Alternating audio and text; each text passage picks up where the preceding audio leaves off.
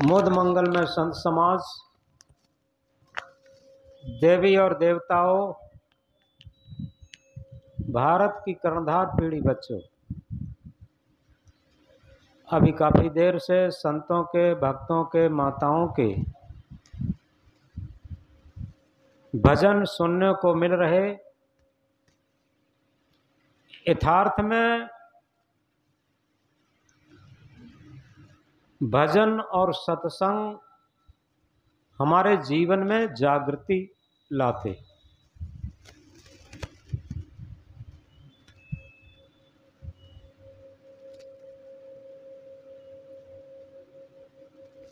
हम अपने जीवन की वास्तविक उन्नति को नहीं समझ पाते। कारण ये रहता है कि हम जीवन को ही नहीं समझते। हम केवल शरीर, मकान, घोड़ा गाड़ी, वाहन, धन दौलत, सोना चांदी, रुपया पैसा, मान सम्मान, इतनी चीजों को ही जीवन मानते। लेकिन ये सारी चीजें हमारे जीवन से बहुत दूर हैं। जो सच्चा जीवन है उससे ये सारी चीजें बहुत दूर हैं। अगर ये सच्चा जीवन होता तो जिन लोगों के पास ये धन दौलत, गाड़ी घोड़ा वाहन, सोना चांदी, मान सम्मान ये बहुत है, वो आखिर दुखी क्यों है? ये एक प्रश्न है। और वो बहुत और ज्यादा दुखी हैं। एक जगह सदगुरु ने कहा है, निर्धनिक कछ धन चाहे, धनिक चाहे विशेष, विशेषहु विशेष चाहे, होवन चाहे नरेश, नरेश चाहे इंद्रपद, इंद्र चाहे रणजीत, असुर चाहे सुरपत बनन, यह तृष्णा की रीत। तृष्णा है कि डाकिनी की जीवन को काल, और निस्दिन चाहे जीवन करत बेहाल। गरीब वो नहीं है जिसके पास धन कम है, गरीब वो है जिसकी और की चाहना धधक रही है। तो इसलिए, क्योंकि ये कहा है वांट्स आर अनलिमिटेड, इच्छाएं असीमित होती हैं। और जो इच्छाओं की धधकती ज्वाला में रात दिन उस तप्त भट्टी में जल रहा है, उसके पास कुछ भी हो जाए उसे सुख शांति चैन का जीवन नहीं मिल सकता। इसलिए संत सम्राट सदगुरु कबीर देव एक महामंत्र में कहते हैं, साईं इतना दीजिए जामे कुटुंब समाए, मैं भी भूखा ना रहूं साधुन भूखा जाए। ये जीवन जीने की कला है। आखिर यहां पर जितने भी लोग बैठे हैं, अभी सबसे ये कहा जाए कि किसको रोटी नहीं मिल रही है, सबको रोटी मिल रही। किसको कपड़ा नहीं मिल रहा, सबको कपड़ा मिल रहा। किसको ये सर ढकने के लिए मकान नहीं मिल रहा, सबको मिल रहा। आखिर पर कौन सा दुख है? दुख तो मन की तृष्णा है, मन की हविस है। और इसीलिए कहा, हविस की हविस इंसान को हैवान बना देती है। हविस की हविस इंसान को हैवान बना देती है। हविस की चोट इंसान को इंसान बना देती है। अगर हविस से बचे जीवन भर तो इंसान को भगवान बना देती है। आए संत सम्राट सदगुरु कबीर साहब के एक महामंत्र पर थोड़ा निवेदन करेंगे और उसे बहुत जागृति होकर के समझेंगे। सदगुरु कबीर साहब बीजक में एक साखी के माध्यम से समझाते हैं, ये गुणवंती वेलरी, ये गुणवंती वेलरी तब गुण कहा न जाए, जड़ काटे से हरे हरी सींचे से कुमलाए। थोड़ा हम गहराई से समझेंगे। कबीर साहब की वाणियां व्यंगात्मक रहती हैं, उलटवासी रहती है। उलटवासी का अर्थ यह होता है उल्टी तो नहीं होती, उल्टी जैसी लगती है। तो कबीर साहब कहते हैं ये गुणवंती बेलरी तब गुण कहा न जाए। एक ऐसी हमारे जीवन में गुणवंती बेलरी है, बेल है। बेल सब जानते हैं, जिस किसी पौधे में बेल लिपट जाए उस पौधे को ही नष्ट कर देती। एक ऐसी भी बेल है जो हमारे जीवन रूपी शरीर रूपी पौधे पर लग जाती है और उसे नष्ट करके ही छोड़ती। सदगुरु कबीर साहब उसी बेल को बताते हुए कहते हैं ये गुणवंती बेलरी। क्या बेल है? ये हमारी मन की वासना। ये वासना बेल एक ऐसी बेल है, इसका गुण कहा नहीं जा सकता, इसकी योग्यता को कहा नहीं जा सकता। इसका सबसे बड़ा गुण क्या है? जड़ काटे से हरे हरी। इसकी जड़ काट दो तो हरी भरी रहती और सींचे से कुमलाए, और इसे सींचा जाए तो ये कुमला जाएगी, मुरझा जाएगी। बहुत इसका गुण है। तो अब ये उल्टी जैसी लगती है। आज तक किसी ने ऐसी बेल नहीं देखी होगी कि जिस बेल की जड़ ही काट दी जाए और वो हरी भरी बनी रहे, और सींचे से कुमलाए, जिसे पानी से सींचा जाए वो हरी भरी, वो सींचने से वो कुमला जाए। तो सदगुरु कहते हैं हमारे मन की जो वासना है इसकी जड़ क्या है? अहमता, ममता। थोड़ा गहराई से समझें। एक छोटा शिशु देखा है आपने, छोटा बच्चा। उस बच्चे को जब तक उसके मन में कोई वासनाएं नहीं जगी हैं, जब तक उस बच्चे के मन में अहमता ममता नहीं जगी है, तब तक उसके दो ही काम हैं। जब उसे थोड़ी भूख लगती है तो वो रो देता है, माँ उसे दूध पिला देती है और बस प्रसन्न रहता, खुश रहता, मुस्कुराता रहता। या तो सोता है या मुस्कुराता है, हंसता है, दो ही काम है। थोड़ा भूख लगने पर रो देता बस, यानी वो भी भूख के लिए उसका इशारा है, वो दुखी नहीं होता। आप इस बात को देखें, बच्चा कभी भी दुखी नहीं होता, उसका रोना भी दुख नहीं है। जब शिशु रहता है, जब तक सभी लोग जानते हैं, डॉक्टर भी जानते हैं, वैज्ञानिक भी जानते हैं और सब माताएं भी जानते हैं, बच्चे का रोना भी स्वास्थ्यकर है। अगर छोटा बच्चा रोएगा नहीं तो उसे बीमार माना जाता है और उसे यहाँ डॉक्टर के यहाँ इलाज करवाया जाता। रोना भी बच्चे के लिए स्वास्थ्यकर है, स्वास्थ्यवर्धक है। तो इसलिए बच्चे का रोना कोई दुखी होना नहीं है। बच्चा रो करके इशारा करता है उसे भूख लगी है बस। और जब बच्चे को दूध मिल जाता है उसकी भूख तृप्त हो जाती है। या तो बच्चा सोता है और या खिलखिलाता है, हंसता है।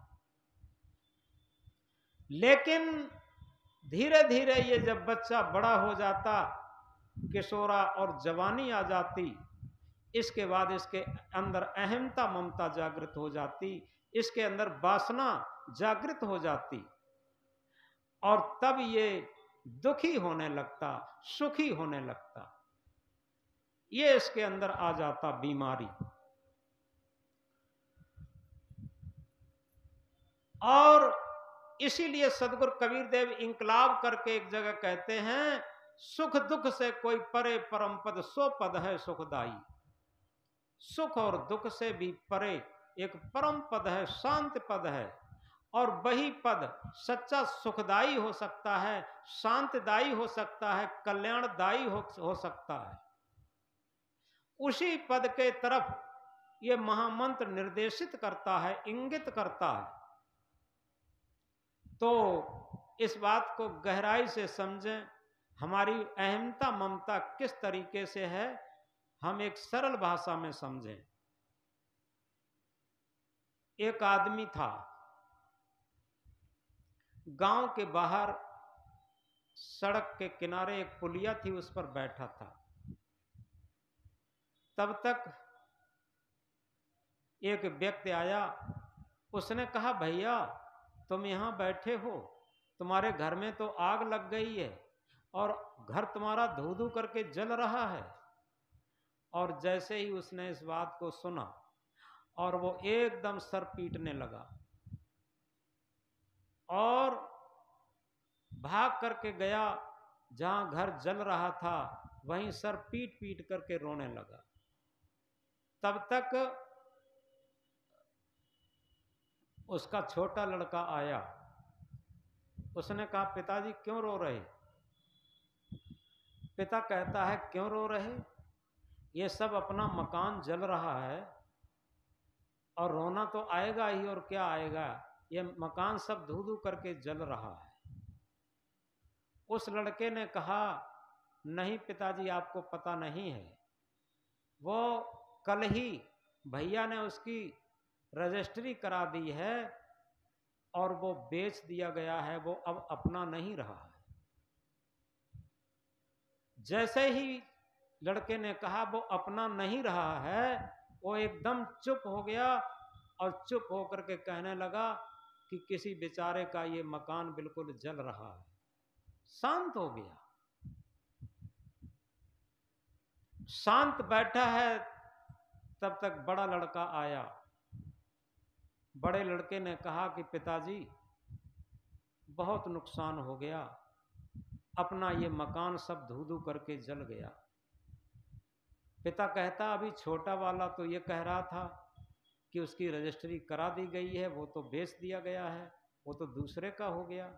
कि नहीं नहीं पिताजी, उसे पूरी बात नहीं मालूम है, मात्र बयाना मात्र मिला था, अभी पैसे भी नहीं मिल पाए हैं, रजिस्ट्री भी नहीं हो पाई है। और जैसे ही उसने ये कहा कि बैनामा भी नहीं हुआ और पैसे भी नहीं मिले, और तभी फिर सर पटक पटक के रोने लगा, हाय मेरा मकान जल गया, हाय मेरा मकान जल गया, सब कुछ हो गया। अब इस बात से समझ सकते हैं अहमता और ममता दोनों चीजों की बड़ी स्पष्ट परिभाषा, कि जब तक उस मकान से अहमता ममता है, हम सर पटक पटक के रोते हैं, और जिस क्षण अहमता ममता नहीं रहती, हम चुप हो जाते हैं। ये सुख दुख का झमेला इसी तरीके से पूरे जीवन चलता है। एक और इसमें अहमता ज्यादा है, आगे एक दृष्टांत बताएंगे, उसमें ममता ज्यादा है। इन सरल बातों से हम समझेंगे कि वास्तव में किस तरीके से अहमता ममता हमारे जीवन को खोखला करती है। एक व्यक्ति था, उसके घर गरीबी थी। पत्नी और व्यक्ति ने सलाह की कि अपना बेटा ये धीरे धीरे बड़ा हो ही रहा है और ये पढ़ाया लिखाया जाएगा, काफी खर्चा आएगा, इसके बाद बहू भी आएगी, उसके लिए मकान भी बनाना पड़ेगा, खेती बहुत कम है, बाहर निकल जाते हैं, कुछ नौकरी चाकरी करके पैसा कमा के लाते हैं, तब तक तुम इसकी परवरिश करना। पिता चला जाता है बाहर।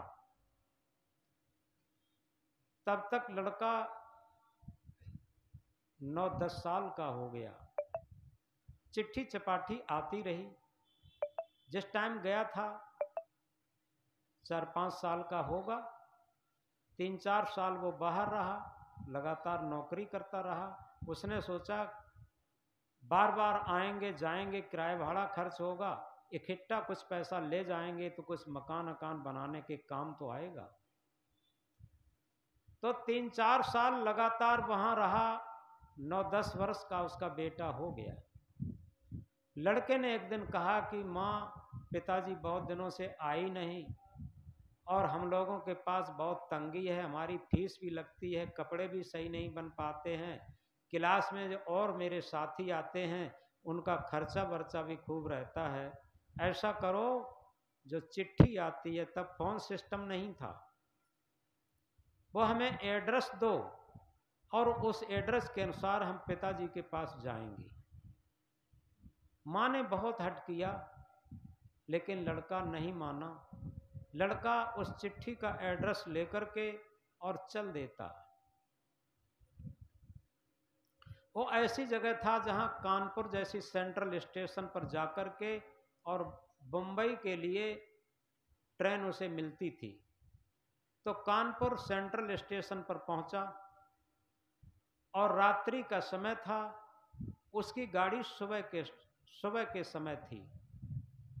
तब तक क्या होता है, वो लड़का जो वेटिंग रूम होता है, मुसाफिर खाना जिसे बोलते हैं, वेटिंग रूम में जाकर के एक बेंच थोड़ी खाली थी, उसी में बैठ करके और धीरे धीरे वो लेट गया, क्योंकि सर्दी का मौसम था, उसके पास इतने कपड़े भी नहीं थे।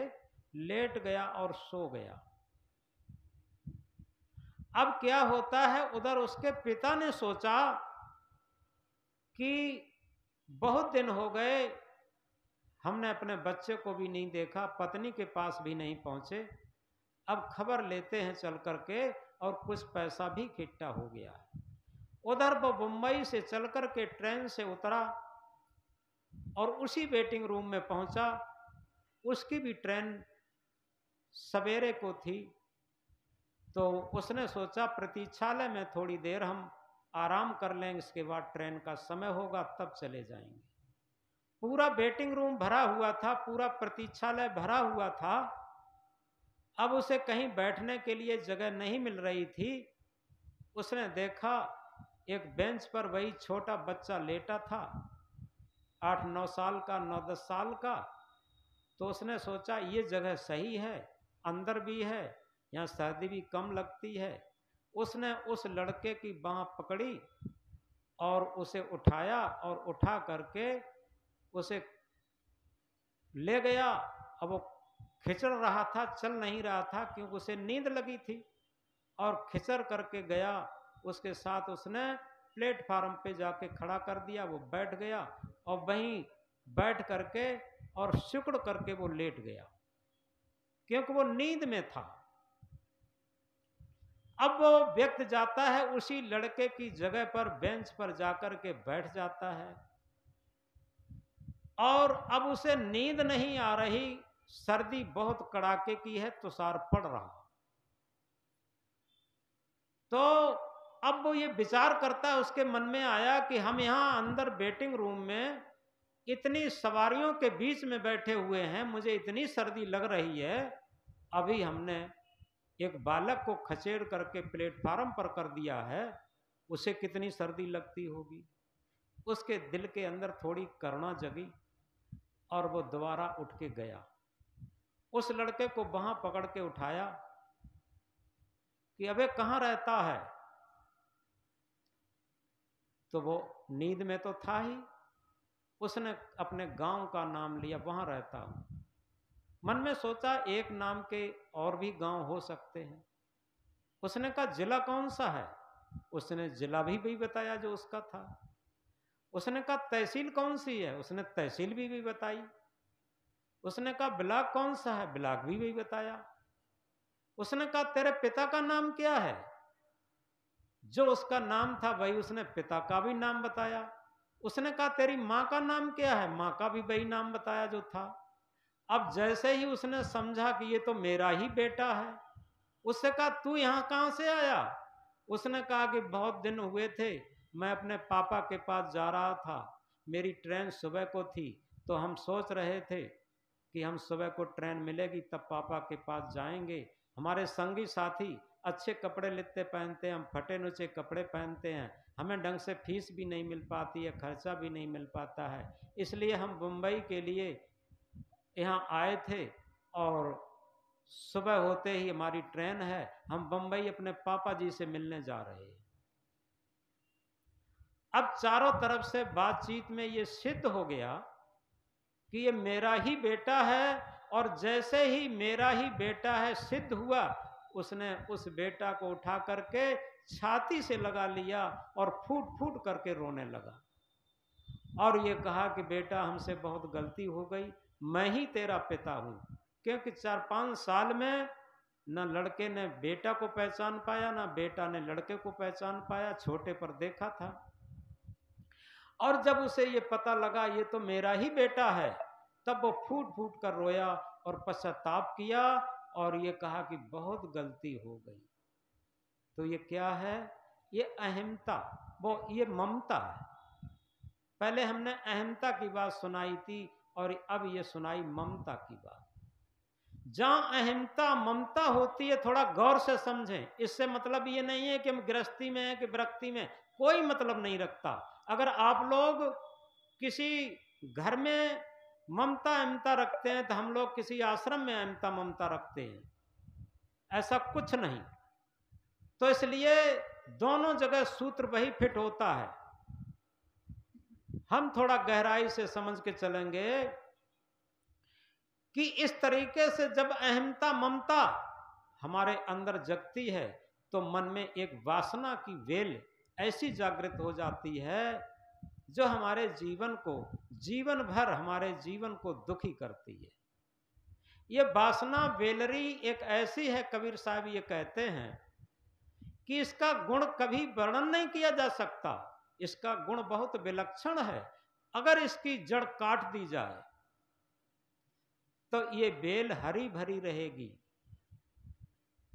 और इसकी जड़ को सींचा जाए तो ये कुमला जाएगी, सूख जाएगी। इसका अर्थ क्या है? जड़ काटना क्या है? ये वासना रूपी वेल की जड़ है अहमता ममता, और अहमता ममता को काट दिया जाए, खत्म कर दिया जाए तो ये वासना श्रद्धा में बदल जाती है। और जो श्रद्धा, जिसे करुणा भी कहते हैं, श्रद्धा युक्त करुणा होती है, जिसे सच्चा प्रेम कहते हैं, वो वासना जब प्रेम में बदल जाती है, कब बदल जाती है? जब अहमता ममता रूपी जड़ को काट दिया जाता। जड़ काटे से हरे हरी, हमेशा के लिए हरी भरी हो गई। इसके अंदर वासना की जगह पर ये प्रेम प्रस्फुटित हो गया और ये हमेशा हमेशा के लिए हरी भरी हो गई, कभी भी नहीं वो कुमलाएगी और सींचे से कुमलाए। अगर इसे हम वासना की इच्छाओं की पूर्ति करते रहेंगे तो ये कुमलाई रहेगी, ये दुखी रहेगी हमेशा।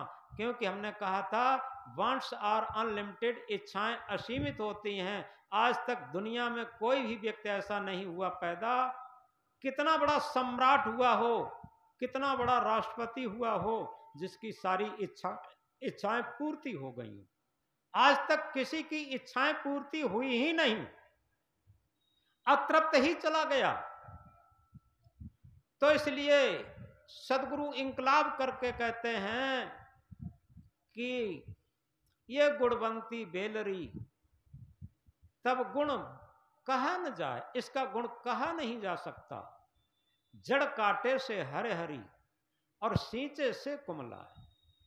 इसकी वासना की जड़ अहमता ममता को अगर काट दिया जाए तो निश्चित है ये जीवन भर के लिए हरी भरी हो गई, कभी भी ये कुमला नहीं सकती जड़ काटने से। और इसे सींचोगे इच्छाओं की पूर्ति में तो कभी भी ये मन की सुरती सुखी नहीं रह सकती, हमेशा कुमलाई रहेगी। एक इच्छा के बाद दूसरी, दूसरी इच्छा के बाद तीसरी, यानी इच्छाएं इतनी बलवती होती हैं, कभी चैन से नींद नहीं लेने देती, चैन से रोटी नहीं खाने देती, चैन से श्वास नहीं लेने देती, पूरे जीवन कुमलाई हुई रहती, दुखी ही रहती। तो इसलिए इन चीजों को अगर हम गहराई से समझें, लगता होगा अहमता ममता ये हमारे जीवन के लिए सबसे बड़े शत्रु, और कहना चाहिए हमारे मन के लिए सबसे बड़े शत्रु। क्योंकि एक ही बात समझो,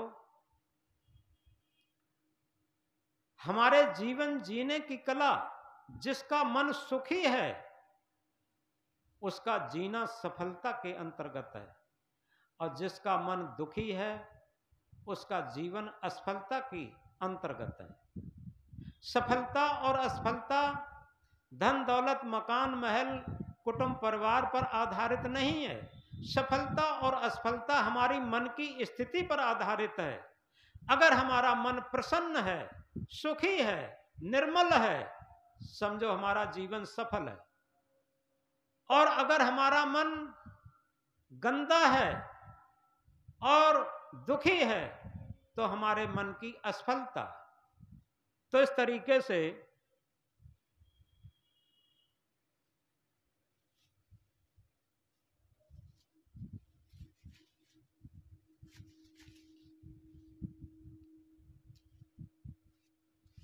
सफलता और असफलता हमारे मन की स्थिति पर आधारित है। हमारा मन जितना निर्मल होगा, जितना पवित्र होगा, उतना ही मन सुखी होगा। और जितना हमारा मन इच्छाओं से, कामनाओं के वशीभूत होकर के रात दिन दुखी, बेचैन, अतृप्त होगा, उतना ही हमारा जीवन दुखी होगा। और इसे इस बात से और समझ सकते हैं, जिस तरीके से एक घोड़ा होता है और घोड़े को ट्रेंड करने वाला एक आदमी होता है। बड़े बूढ़े लोग सब जानते हैं और देहात के अक्सर लोग जानते हैं। घोड़े को ट्रेंड किया जाता है, उसमें एक चाल होती है, इरगा चाल। पुराने लोग सब जानते हैं। वो चाल ऐसी होती है, अगर लोटा भरकर घोड़े पर रख दिया जाए तो लोटा पानी फैल नहीं सकता। और वो चाल सभी नहीं निकाल पाते। तो इसलिए जो घोड़ा ट्रेंड है, वो घोड़े पर सवारी जब करते हैं तो सवार बिल्कुल निश्चिंत, निर्भय रहता और जितना चाहे उतना सफर भी कर सकता, अपने लक्ष्य को भी प्राप्त कर सकता। और जो घोड़ा अनट्रेंड है,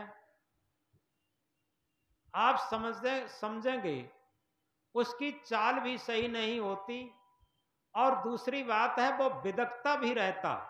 और कब बिदक जाए, कब सवारी को डाल दे, कब हाथ पैर तोड़ दे, कब खाई खंदक में डाल दे, कुछ कहा नहीं जा सकता। अनट्रेंड घोड़े पर सवार कभी निर्भय नहीं हो सकता, सुखी नहीं हो सकता, शांत नहीं हो सकता और कभी अपने लक्ष्य पर नहीं बैठ सकता, लक्ष्य पर नहीं पहुंच सकता। तो इसलिए अनट्रेंड घोड़े पर बैठ करके हमारा जीवन और समय सबका दुरुपयोग होता और अपने लक्ष्य पर भी हम नहीं पहुंच पाते। और जो ट्रेंड घोड़ा है, उस पर बैठ करके हमारी निर्भयता रहती, निश्चिंती रहती और हम अपने लक्ष्य तक पहुंच सकते हैं। कभी भी हमारे जीवन के लिए कोई खतरा भी नहीं रहता। इसी तरीके से क्या हम अपने मन रूपी घोड़े को ट्रेंड करना जानते हैं? अगर मन रूपी घोड़े को किसी संत और सदगुरु से इसे ट्रेंड करवाया है